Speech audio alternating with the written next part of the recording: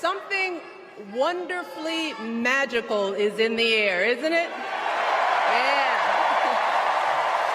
You know, we're feeling it here in this arena, but it's spreading all across this country we love. A familiar feeling that's been buried too deep for far too long. You know what I'm talking about. It's the contagious power of hope. The anticipation, the energy, the exhilaration of once again being on the cusp of a brighter day. The chance to vanquish the demons of fear, division, and hate that have consumed us and continue pursuing the unfinished promise of this great nation, the dream that our parents and grandparents fought and died and sacrificed for. America, hope is making a comeback.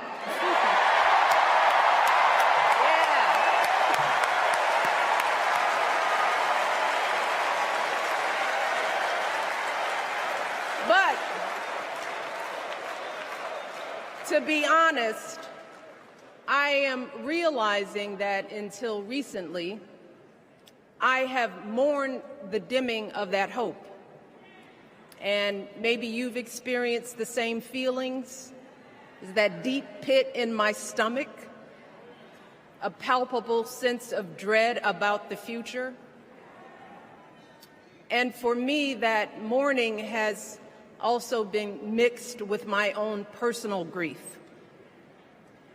The last time I was here in my hometown was to memorialize my mother, the woman who showed me the meaning of hard work and humility and decency, the woman who set my moral compass high and showed me the power of my own voice. Folks,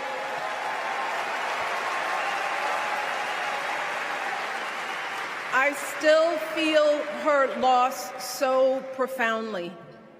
I wasn't even sure if I'd be steady enough to stand before you tonight, but my heart compelled me to be here because of the sense of duty that I feel to honor her memory and to remind us all not to squander the sacrifices our elders made to give us a better future.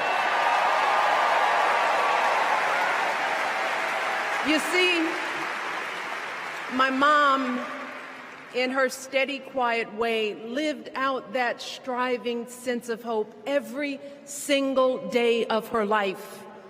She believed that all children, all people have value, that anyone can succeed if given the opportunity.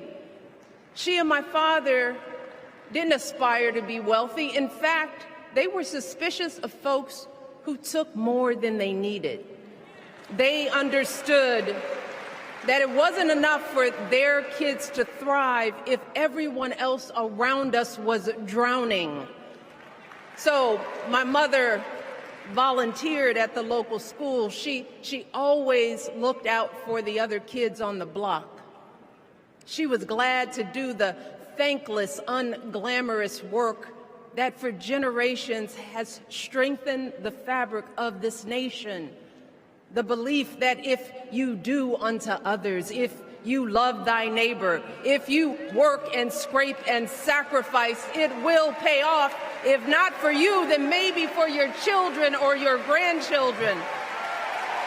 You see, those values have been passed on through family farms and factory towns, through tree-lined streets and crowded tenements, through prayer groups and National Guard units and social studies classrooms. Those were the values my mother poured into me until her very last breath. Kamala Harris and I built our lives on those same foundational values. Even though our mothers grew up an ocean apart, they shared the same belief in the promise of this country. That's why Her mother moved here from India at 19. It's why she taught Kamala about justice, about the obligation to lift others up, about our responsibility to give more than we take. She'd often tell her daughter, "Don't sit around and complain about things, do something."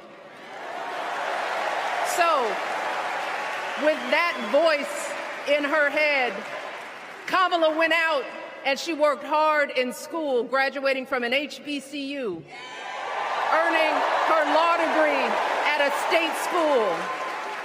And then she went on to work for the people, fighting to hold lawbreakers accountable, strengthening the rule of law, fighting to get folks better wages, cheaper prescription drugs, a good education, decent health care, child care, elder care. From a middle-class household, Kamala worked her way up to become Vice President of the United States of America. My girl, Kamala Harris, is more than ready for this moment. She is one of the most qualified people ever to seek the office of the presidency. And she is one of the most dignified. A tribute to her mother, to my mother, and to your mother, too. The embodiment of the stories we tell ourselves about this country. Her story is your story. It's my story. It's the story of the vast majority of Americans trying to build a better life. Look, Kamala knows, like we do, that regardless of where you come from, what you look like, who you love, how you worship, or what's in your bank account, we all deserve the opportunity to build a decent life. All of our contributions deserve to be accepted and valued. Because no one has a monopoly on what it means to be an American. No one.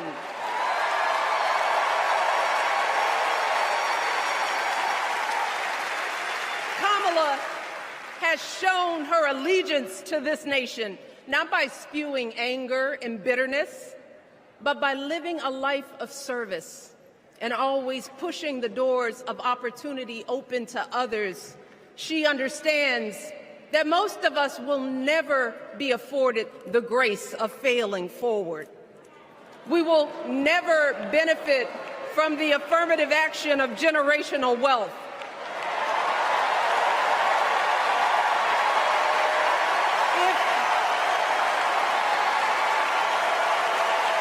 If we bankrupt a business or choke in a crisis, we don't get a second, third, or fourth chance.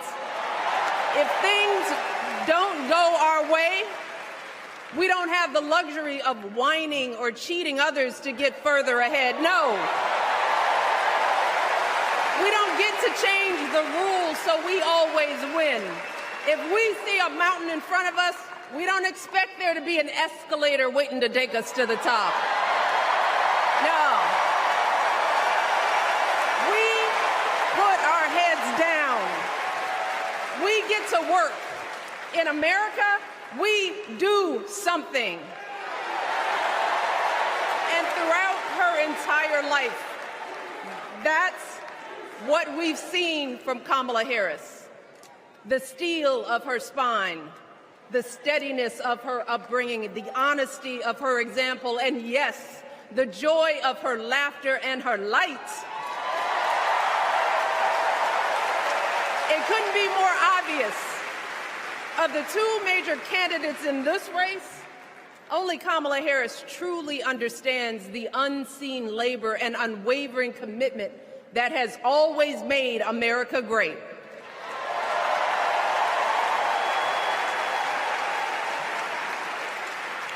Now, unfortunately, we know what comes next. We know folks are going to do everything they can to distort her truth. My husband and I sadly know a little something about this.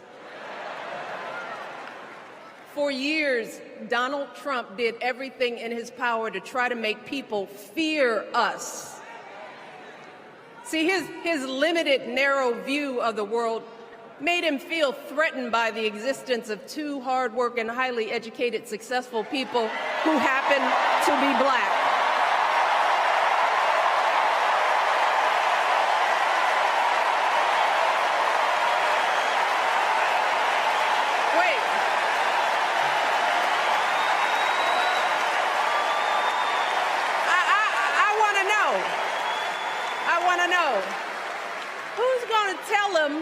Who's going to tell him that the job he's currently seeking might just be one of those black jobs?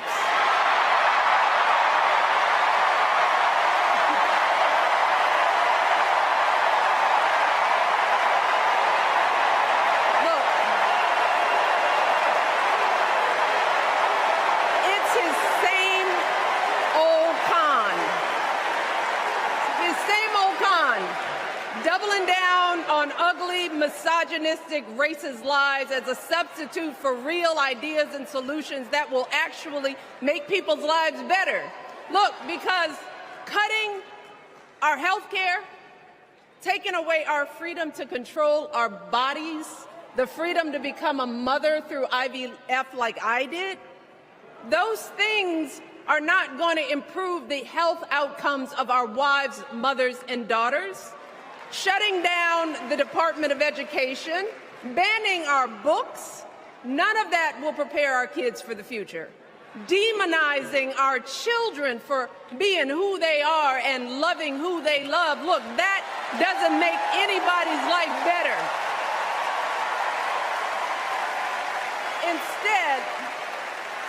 Instead, it only makes us small.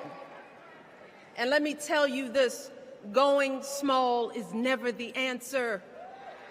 Going small is the opposite of what we teach our kids. Going small is petty, it's unhealthy, and quite frankly, it's unpresidential.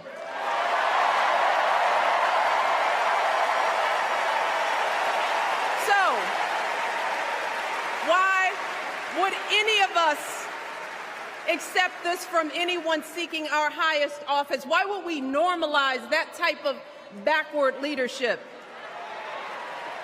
Doing so only demeans and cheapens our politics.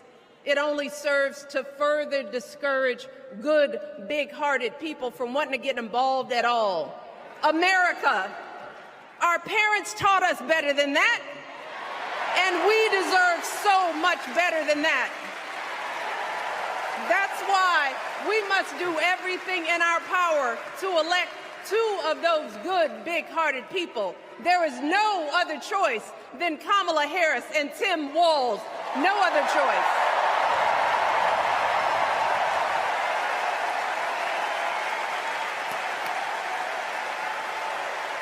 But as we embrace this renewed sense of hope, let us not forget the despair we have felt. Let us not forget what we are up against. Yes, Kamala and Tim are doing great now. We're loving it. They're packing arenas across the country. Folks are energized. We are feeling good.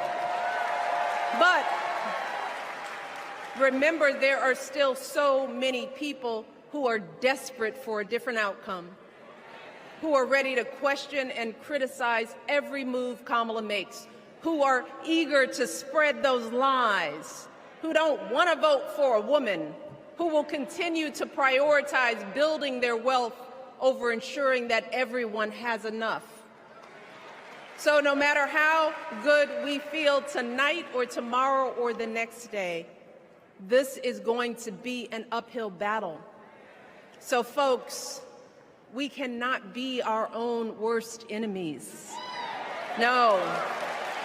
See, because the minute something goes wrong, the minute a lie takes hold, folks, we cannot start wringing our hands. We cannot get a Goldilocks complex about whether everything is just right. And we cannot indulge our anxieties about whether this country will elect someone like Kamala instead of doing everything we can to get someone like Kamala elected.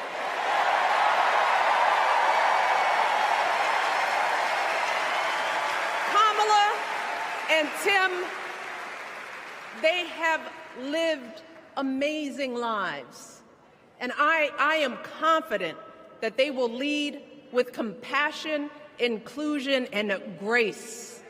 But they are still only human. They are not perfect. And like all of us, they will make mistakes. But luckily, y'all, this is not just on them. No, this is up to us, all of us, to be the solution that we seek. It's up to all of us to be the antidote to the darkness and division. Look, I don't care how you identify politically, whether you're Democrat, Republican, Independent, or none of the above. This is our time to stand up for what we know in our hearts is right.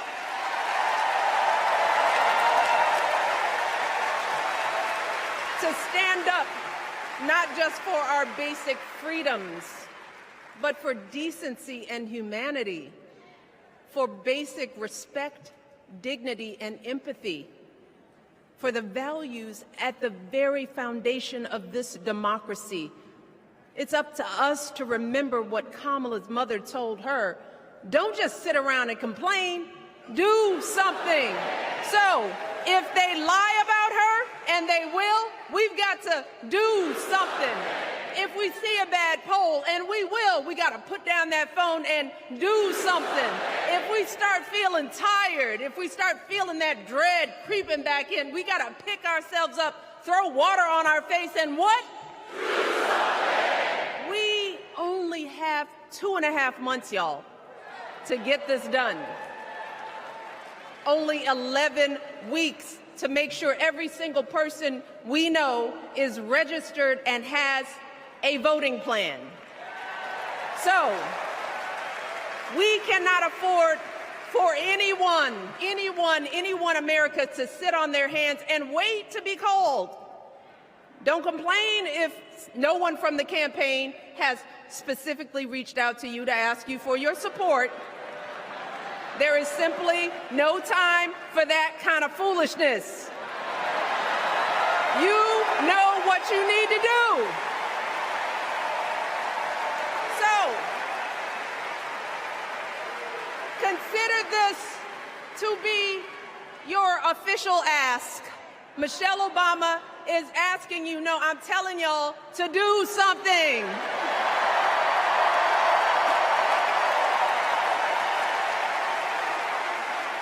Because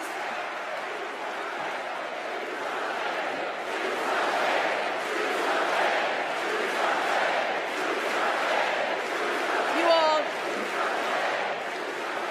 this election is going to be close. In some states, just a handful, listen to me, a handful of votes in every precinct could decide the winner. So we need to vote in numbers that erase any doubt. We need to overwhelm any effort to suppress us. Our fate is in our hands. In 77 days, we have the power to turn our country away from the fear, division, and smallness of the past. We have the power to marry our hope with our action. We have the power to pay forward the love, sweat, and sacrifice of our mothers and fathers and all those who came before us. We did it before, y'all, and we sure can do it again. Let us work like our lives depend on it. And let us keep moving our country forward and go higher, yes, always higher than we've ever gone before as we elect the next President and Vice President of the United States, Kamala Harris and Tim Walz. Thank you all. God bless.